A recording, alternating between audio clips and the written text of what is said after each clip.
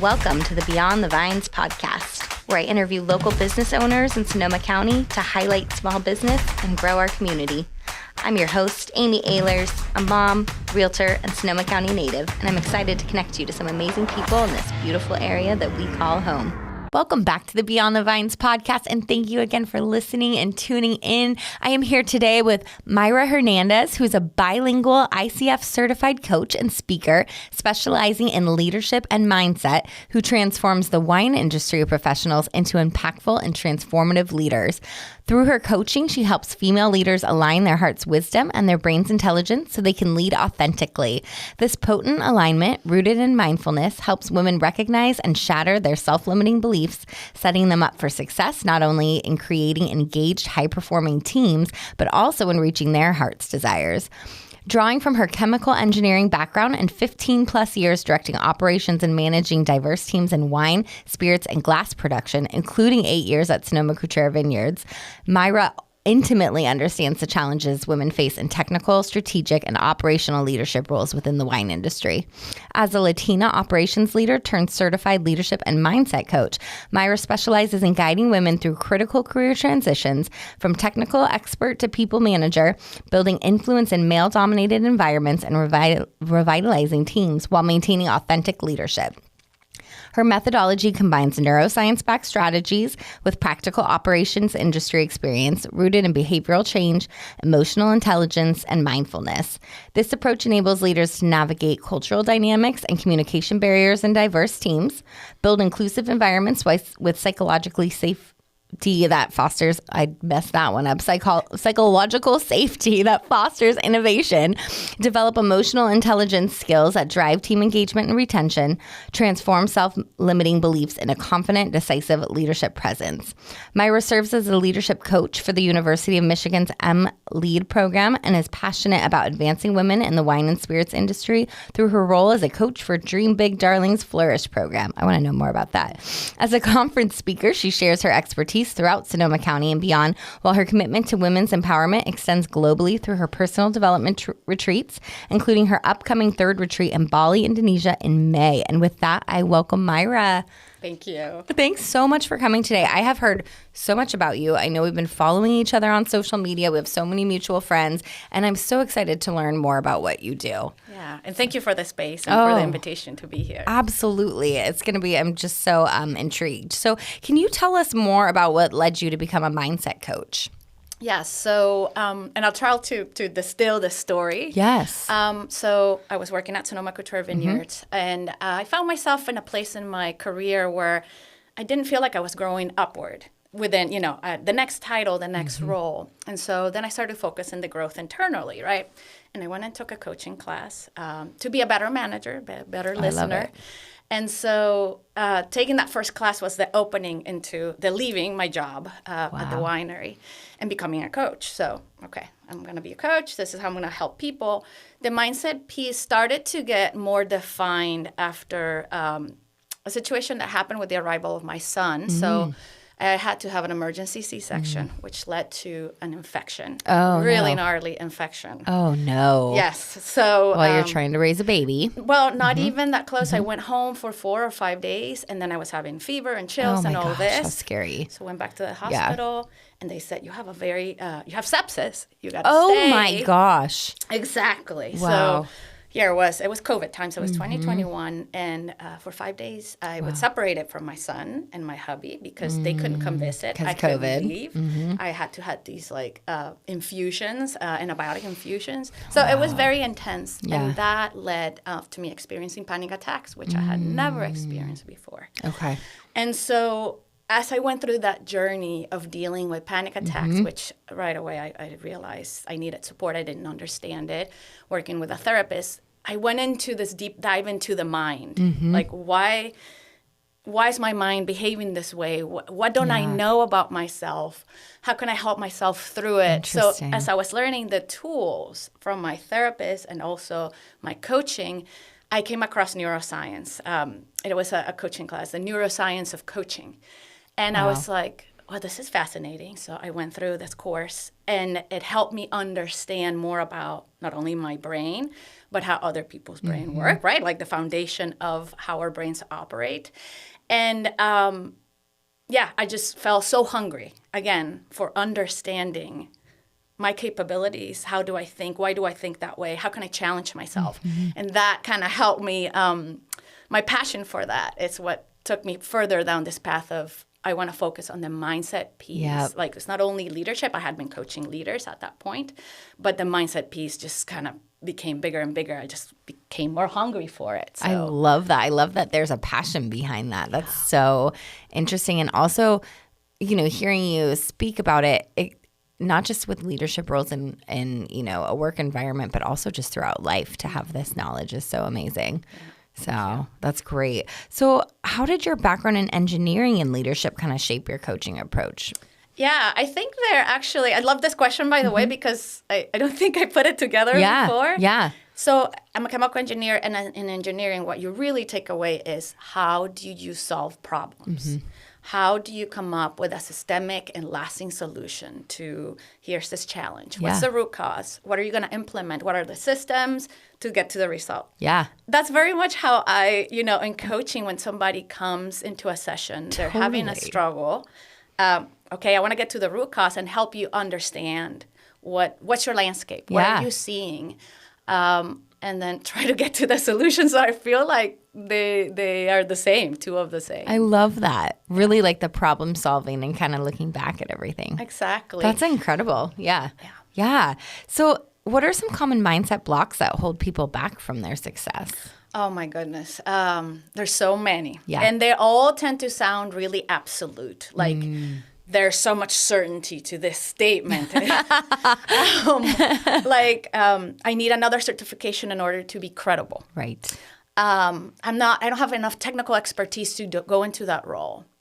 I don't have what it takes to become an entrepreneur. Interesting. I cannot sell anything to anyone. That was one of mine. Oh, how funny. Oh, yeah. And you see that, obviously, in other people all the time. Well, yeah. I encountered these mindsets as I became an entrepreneur, because for 15 years, I was working for corporate, which has a lot of stability and benefits and all An the things. actual paycheck that comes on a regular time. Exactly. So when I step into I'm going to be a coach and I'm going to build my business, I found myself meeting all these limiting beliefs and these fixed mindsets. And so all that came to be when, like, in a space of 3 or 6 months, I just felt like I wasn't getting clients. I wasn't being seen. I felt invisible. And I was just like, well, I gotta stop this. I'm not going anywhere with this approach. Yeah. So I had coaches as well. I get a lot of coaching, right? Because I'm not exempt from encountering this mindset, limiting mindset. So that's where I started to come face to face with the you can't sell anything. Totally. And then I'm like, wait, that's not true. When I was an engineer and a manager, I would make capital requests for up to $2 million for projects. Right. I would get them. So it's like, so I can. where did this come from? Is that part of the process, is like reminding yourself what you have done and that you are capable? Exactly. Yeah. And we have the tendency to, some of us, not everybody, to downplay our efforts of achievements or to discount them, right? And so that's a little bit of imposter syndrome as well. Totally. Like that experience of, oh, I was so lucky to get that. Right. Oh, such and such helped me. Right. Like I am putting praise and appreciating everything outside myself. Absolutely. I think a lot of people can relate to that. Yeah. That's a huge gap. And so I was in that space. And then it's like, no, wait. I was seen by a person that then helped me because they could see how hard I worked. It all started with me. Yeah. Yeah. But we get into that gap. Past that. Sometimes we get past it. Yeah, exactly. And it's like, why? Sometimes it's like you're raised into like, be humble. Oh, totally. Don't brag about yourself. La, la, la. Be of service. Yes, we want to be of service, but you also want to own your power, your capabilities, what makes you unique in this world. Yep. And recognize that about yourself. Yeah. Wow, I love that. That's I think so many people can relate to that. So I think that's, amazing. So, you incorporate neuroscience into your coaching practice, which we touched on a little bit. Can you explain how understanding the brain's working enhances leadership development and personal growth? Like, what are you seeing with that? Yeah, so in order to create a change, there's a process happening in the brain. And when you understand the pathway to it, you can go through the journey with a little bit more compassion and understanding that it is going to be hard. Compassion for yourself. Compassion for yourself. And that it's going to take time. Like, if I am a leader that is reactive, like I have a hard time controlling my emotions when one of my direct reports come over and share something. That's, of course, affecting your relationship if you haven't noticed, right? So understanding, like, I want to make a shift from being reactive to just being calm and have a better control of my emotions. There's a process that's going to happen. It's not just the intention. It happens with repetition because basically in your brain, you're creating a neural pathway to this new way of doing this action or this behavior that you want to adopt. And it requires that you also break an old pattern. Right. And so having that understanding of what does that look like, and it's going to take time, it's going to take repetition, it's going to take effort. I feel that brings more like, oh, okay, let me be realistic about this and not quit when I'm not seeing the result. Well, that's a good point. Right, like in the next few days, I wanted to see a change. Well, it's going to take a little bit longer. And so do you help people kind of, explaining that neuroscience and breaking down the steps so that they can get there? I like to bring it into the coaching session, like sound bites, because in the coaching session, my focus is to service you towards the goal that you brought in a topic that you're struggling with. And my point of focus is to bring you to resolution or to change your narrative and your perspective with that topic. I love that. So I incorporate the neuroscience bits to help you really support you in that specific That makes journey. sense. Yeah. And, providing not like an excuse, but an explanation. Right. Almost. Exactly. Yeah. I love that. So having been one of the few female leaders in a predominantly male-dominated team, scenario, what challenges did you face and how do you use these experiences to kind of shape your coaching strategies for women in similar environments? Yeah. So my first job was out of college, and I was 26, and so young. Yeah. I'm also Hispanic. Yeah. And it was in a glass factory in Ohio. It was a union glass factory. Wow. So you lived in Ohio? I lived in Ohio. Okay. Went to Ohio State to get my degree in chemical engineering. And so I was fascinated with the glass process of how do you make a bottle. Totally. No, like really. Like that. I'm kind of nerding out over this. That's a really good point. And so I started as an assistant quality manager. And I had to look at a lot of data and then push back change on how to make the product better. And I would get a lot of, what do you know? Or like the looks of, you just started. Like doubting my knowledge. Even though you have like a whole college background. I was doing, again, taking the data from our customer complaints and these things about the container, how do you make it better? This is what the customer's experiencing. And I would just get so much pushback. And sometimes we, not just the context, but we step into this mentalities of, oh, I'm trying to tell people, but they're not listening because I'm a woman. That's a mindset. Totally. That's a mindset that you're getting yourself in. So the invitation, and again, if I look back and I could tell myself, Mayra, you needed to change your tone and adjust to your audience so you could be heard. Which you were so young, though, I was so young, I had no clue. My emotional intelligence was zero. I really needed a coach at the time. Right? Well, but that's a great point, though, is like that would be a great time to bring in a coach is when you're fresh out of college and you're just getting started. Because it would have helped me get to know myself better. What are my roadblocks with communicating? Totally. And like influence, how did I feel? What were my mindsets about influence? Yep. And influencing others. Yep. Like I held this belief that silence was safety.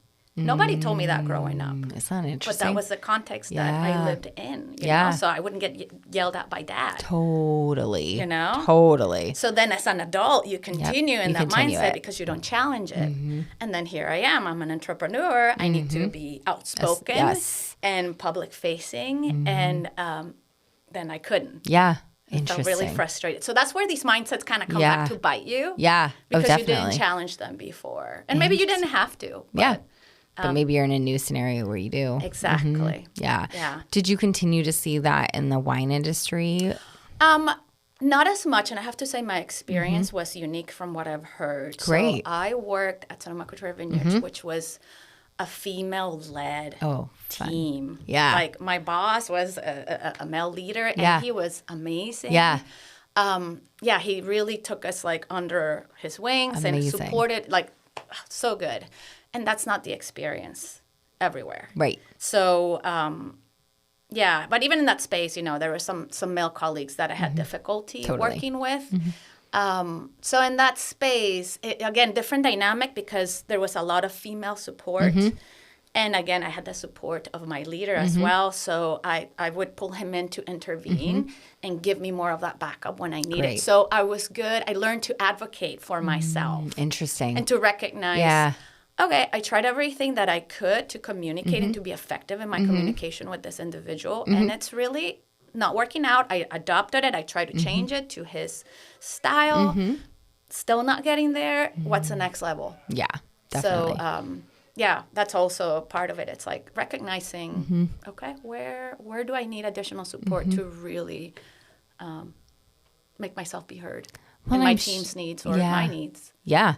And I'm sure even though you didn't necessarily experience it as much there, that still shapes what you bring now because you can see when you don't experience it what it feels like and what it looks like. Yeah, because I had so much of that experience in the past. So you've got that going as well. Absolutely. Like the opposite, flip side. One thing I do wanna add, and I hope it's of value to people listening, is that when we're in male-dominated environments, we forget to lean into the wisdom and the power that it is to be a woman. Yeah. Because we want to match that energy, that vibration, that like, this is how men communicate. This is how men are showing up. This is how we talk to our teams. And we're doing ourselves and everybody else a disservice. By not, again, bringing in that kindness, that care, that communication that, you know, you got to manage, again, the emotional piece of it so it doesn't get lost. Right. But I feel like that's an advantage that we have greater access to our heart and leading from our heart. That's a great point. So, very great point. Like again, bringing that alternate did not apply side. that myself at the time. Well, but you learned, but right? That's what I want to really remind women. And the women that I work with, that's also their work, is connecting, helping them connect with what is that authentic way of leading. Where you can still have that power, that influence, that engagement of your teams without losing yourself in this space. I love that. Yeah. That's a really good goal to keep in mind when you are, you know, I love that. So how do mindfulness and emotional intelligence practices contribute to effective leadership, and what techniques do you recommend for leaders to cultivate these qualities? We touched like a little bit on the emotional intelligence side. More leaders need to practice mindfulness. That could look like you meditate. Meditate a minute a day or up to 5 minutes. And what that's doing, that's teaching you to slow down and give yourself this space. What's the quote by Viktor Frankl? Between the stimulus and response, there is a space. And in that space lies your power to make a choice. I love that. So again, with every single interaction that you're having, did you pause and re-engage with your brain to be strategic about your response? Or did you just dumped it out? All your feelings and everything that you wanted to say that then damaged the relationship and made that interaction ineffective and therefore the result further and your team's engagement. So that's where mindfulness comes in, and practicing, again, meditation is one of them. That's what I practice. There are other ways. Perhaps you like to journal or some people like to paint. But it's that place where you can observe your thoughts and your narratives and you have greater understanding of your patterns. Let's say, where's mindfulness really valuable? Let's say you have an employee that really triggers you. Every time you interact with this person, you're like, this brings this up in me.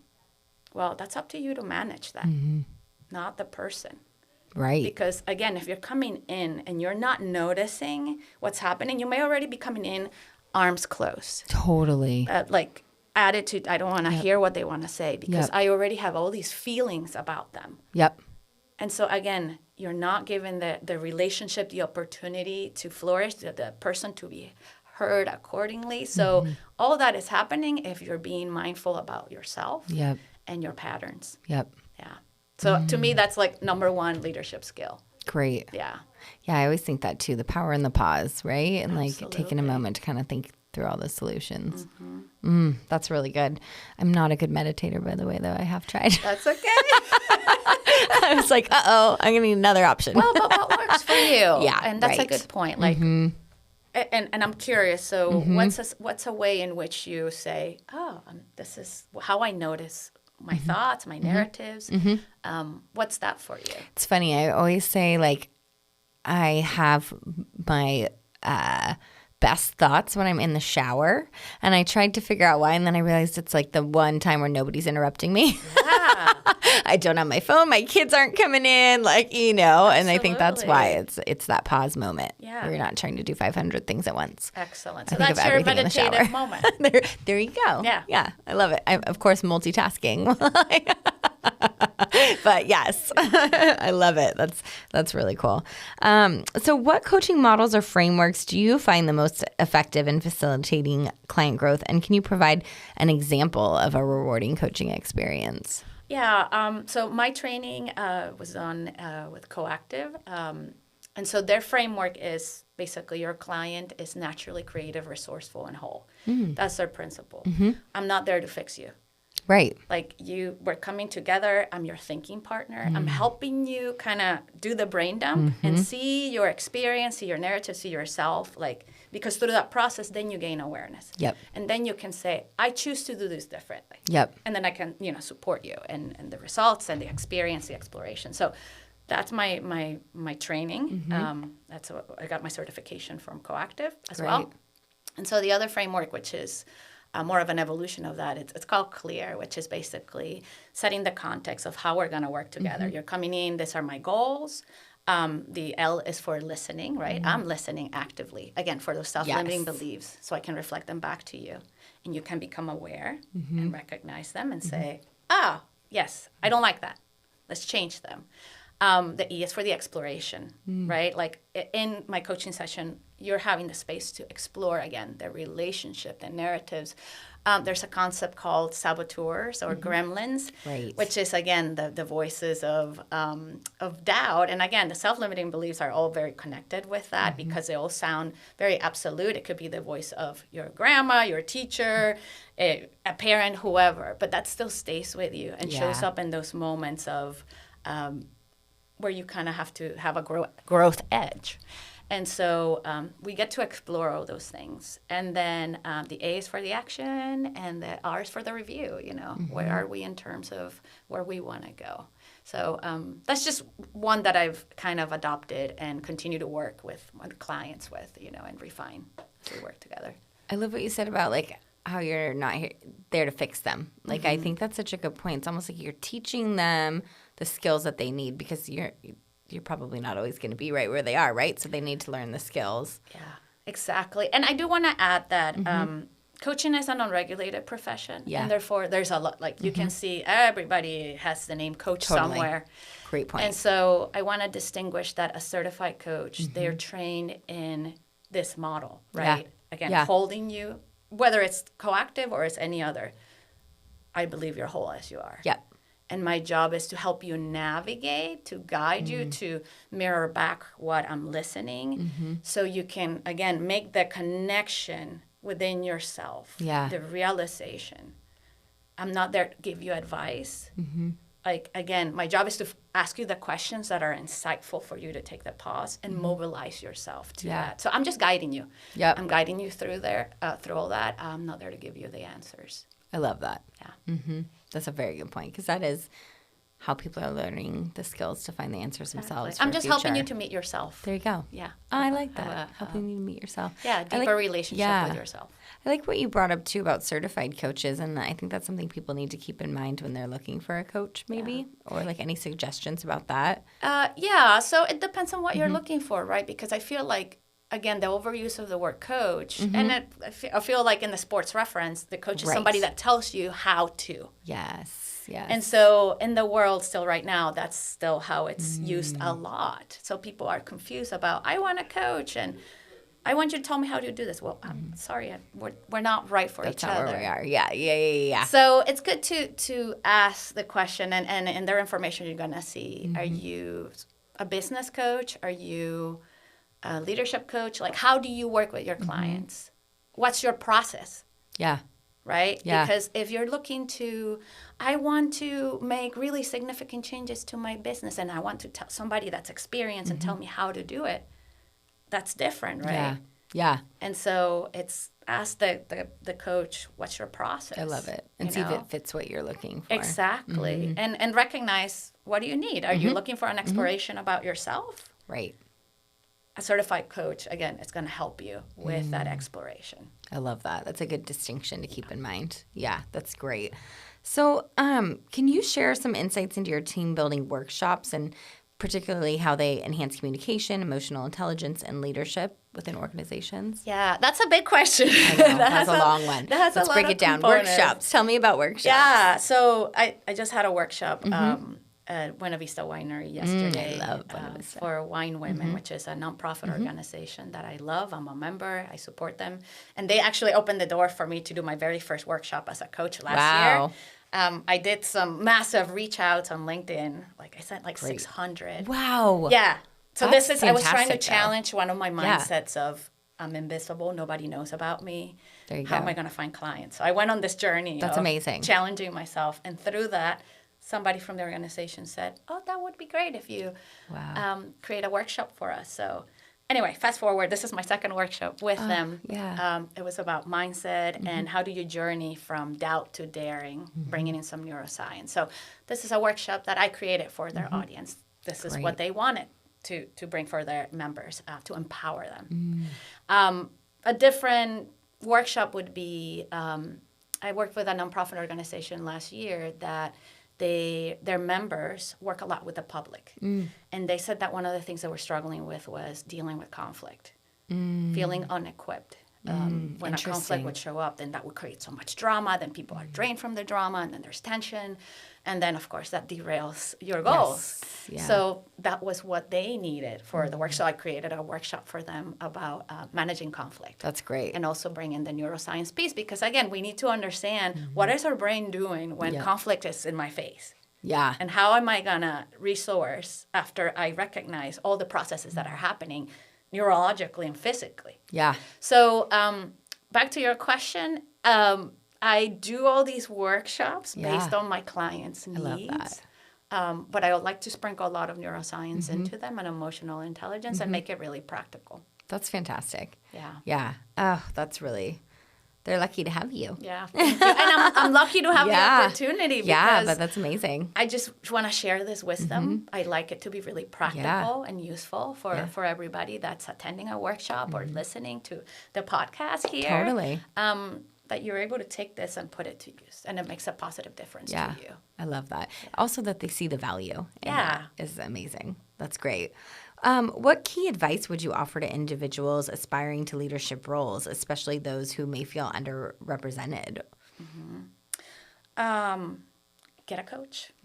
Yeah. I mean, seriously, in my career, 2 pivotal moments of growth were when I got a coach. Interesting. And one of them was at Jack Daniels. They had an internal coach. And oh, wow. Okay. I was a new manager there, and they offered that to me, and I was like, that's fantastic. Of course. Yeah. So huge growth. Wow. Okay. And then when I was at Sonoma Cutrer, I felt like I was stagnant in my growth because it was a small team. Yeah. And it's like there's no other positions to grow into. But they cared about me, and they're like, we see that you're hungry to grow, so we're going to bring a leadership coach to help you. So get a coach. I love it. That's one of my advice. What other advice? It's like learn to advocate for yourself. learn to sell yourself without the, oh, here's Mayra and her campaign again about all that she can do.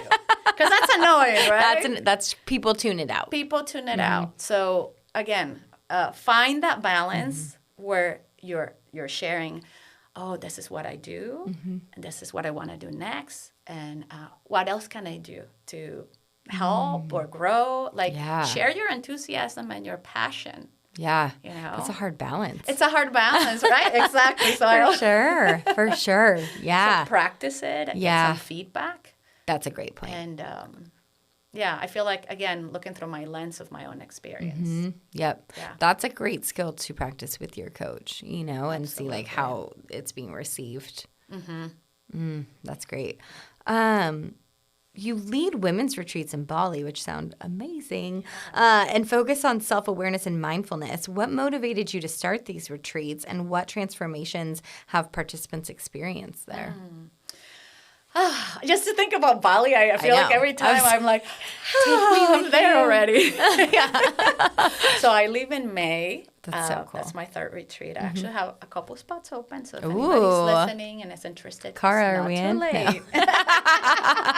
It's not too late. It's really magical. And how this started. So I moved to California from Tennessee in 2014, and I was going through a divorce.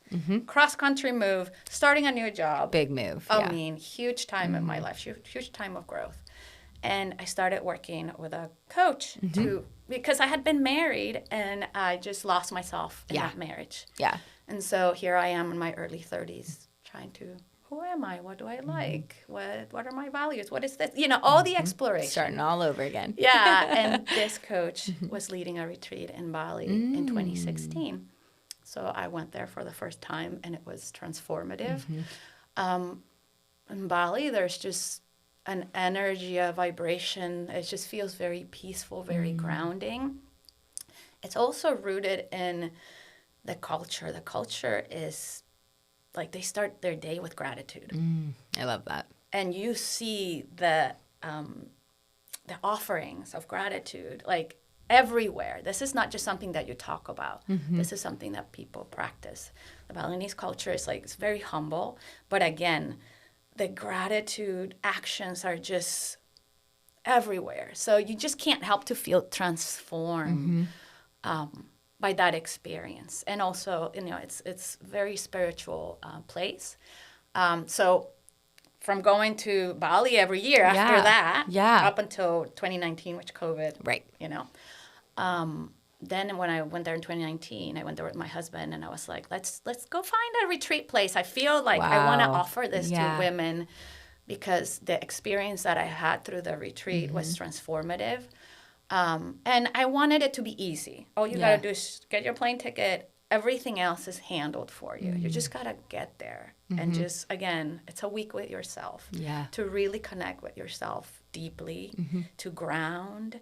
We don't get that reset, especially as, you know, entrepreneurs. You know, we work, we're moms, like we're taking care of family. We are always giving, always pouring out. So this is an opportunity to really spoil yourself and I love that. refill your cup. So, spoil yourself in Bali. Twist my arm. I feel like when you do, and I haven't traveled for a retreat before, but I would imagine that having that experience like you did, when you are in these times where you need to use these skills, I feel like you can almost like transport back there in your mind and kind of pull from that. Thank you for sharing that because that's kind of like the somatic experience. Exactly. Because when you remember, oh, this is what it feels like to be my most peaceful and calm self, then you can resource back to it in a hard moment, in the now. Totally. I feel like that's a huge huge benefit. You have experienced that. And that somatically that stays in your with your body. And so again, you have the ability to recall them versus I don't know what it feels like to give myself a day. To really feel calm and at ease. I'm always doing something, chasing something, doing something for others. Right? That's kind of like the dynamics of our lives. So definitely. Yes, thank you for bringing that aspect. I was really picturing the it. Power of it. And so I like to incorporate meditation, sound healing. Cool. I work with other practitioners in Bali as well. And we do a lot of, let's go to a temple. Let's go to this water ceremony. Let's go to the beach. So I make it fun as well. It's not just like hard work, because working on yourself is hard work. I was going to say, you need some breaks throughout the day. Yeah. So there's a lot of really good food and fun. I was going to say, it sounds like there's probably really good food. That's where my brain always goes. I'm like, tell me about the food. Tell me about the food. I love going to a restaurant that offers an experience. Oh, so cool. So every year I change where I go. It's like, ooh, let me see what are the latest restaurants that have, again, the experience factor. That we can just have just an amazing time. That sounds amazing. Yes. Oh. So what are some small daily habits that can help people shift into a more positive mindset? We kind of talked about in Bali how they start their day with gratitude. So that might be one. So I have to say, I love that one. Yeah. And what I do is, as soon as I get up, I put my feet on the ground and I do like a big stretch, or I like to do this. And I just like to say, I'm thankful to be alive. Yep. You know, so like that's one little one, and a physical one. Not little. I think, again, starting with gratitude sets yourself up in a different mood, right? In a different direction. The other thing I want to bring in, this is a bit more nerdy, a bit more neuroscience. I like nerdy stuff. This is good. Is a lot of people don't know that there's this piece in your brain. It's called the reticular activating system, and it's a bundle of neurons that's located back here. And basically, this part of your brain is responsible for being like the gatekeeper of information. So let's say I want to make this conscious, this thought, this belief. I want to bring this into focus. So I like to tie it with intention, because when you set an intention, let's say, I want to look for more joy in my day. Let's say that's the intention that you're setting. So you're telling this brain piece to be on the lookout for those situations, those instances. You're basically priming your brain to do that. Interesting. It's like a game. It's I don't know if you experience like, oh, I like that red Porsche. Right. And then you see them and then you start seeing them everywhere. This is not a coincidence. This is your brain that you primed it to say, oh, I feel passionate about that red Porsche. Yeah. And so the brain is like, oh, that's important to you. Flag. I'm going to notice it. So the brain starts to prime that information and starts to prioritize. Then you start to get confirmation bias. Yeah. Oh, look how many red Porsches are out there in the world. Yeah. They've always been there. That means I need to have one. No, the universe is telling me that. It's my next me to go buy this. But that's so true, though. Right. Yeah, that's a great point. So do you say it out loud when you are trying to activate that? Yes. Okay. So I like to start with the intention. Like, let's say, I just want to experience more joy in my day. Yep. Or I want to feel more peaceful as I go through my stressful day. Whatever that may be. So when you set the intention, you're priming that part of the brain to do that.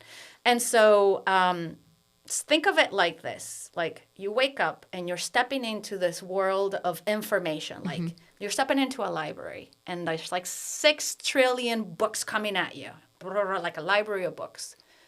The reticular activating system is like the librarian that comes at you every day, and it's like, here's the 50 books that only today you can read. That's it. I see. Yep. Because you are exposed to so much information. Yeah. And so your brain can only focus on so many things. Totally. So this is like a hack that I want people to know that your brain is doing this for you. Too. I could see it all. Yeah, exactly. So and so with that, do you want to keep your focus on positive things or negative things? Yep. Do you start your day watching the news? I know there's, so much overwhelm and difficult things happening in the world. Right. If you start your day that way. Yeah, I agree. That's what your lens is going to be for the day. Your librarian is going to be like, here are the 50 books on all the, the negative things. So choose wisely. Yep. Put it to work. Number 1, intention. Yep. Number 2, choose wisely. I love it. Yeah. Coming off work a little bit, what are 3 fun facts about you personally? Okay. One fun fact is when we do gatherings, I only cook 2 things. Oh, okay. 2 things. That's all I cook.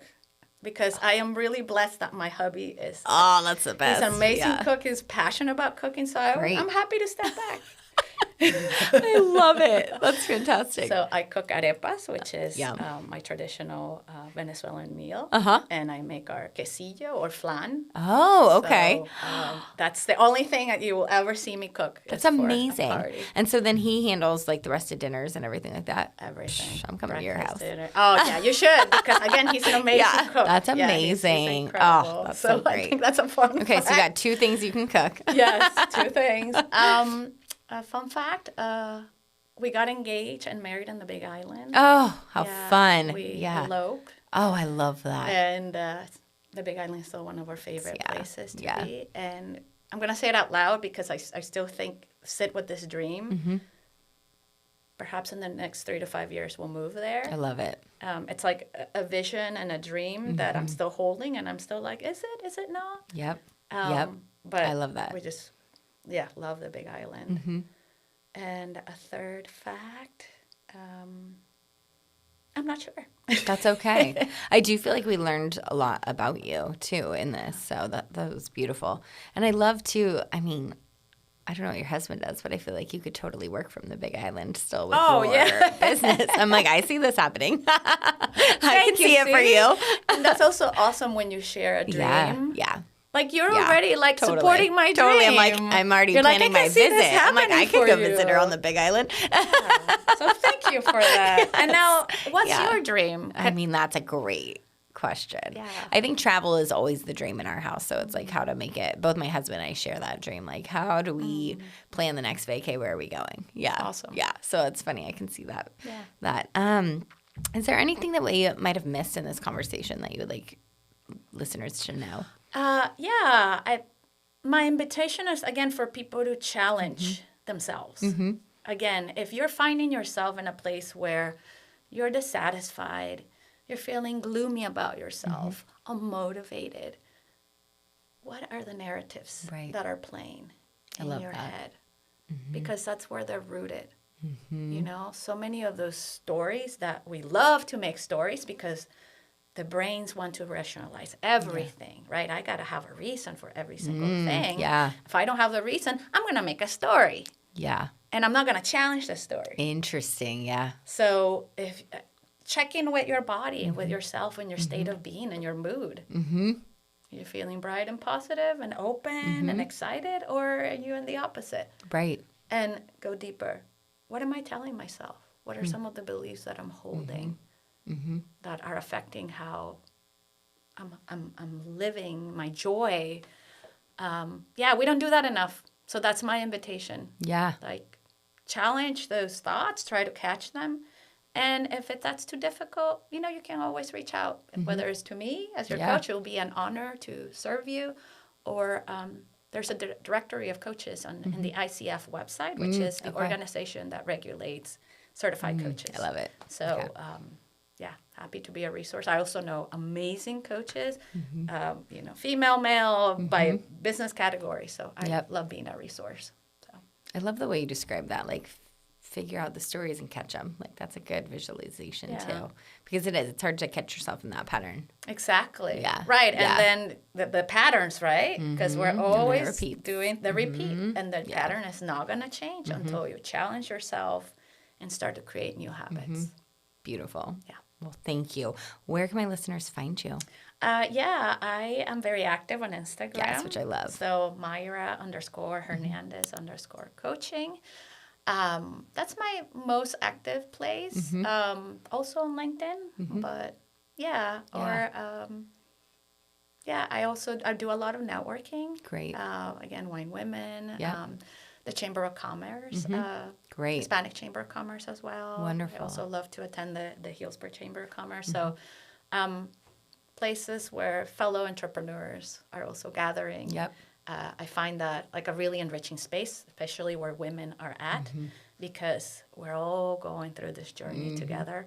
And the more we support each other, the greater impact we can have. Yeah. So, great. Thank you. It's been a pleasure being Amazing. here. Thank you so much for coming. That was such great information. I love it. So I hope people reach out to you for sure. So thank you. Thank you so much. And thank you for listening. If you like what you hear, please be sure to like and subscribe, learn more about Sonoma County and all that we have to offer here.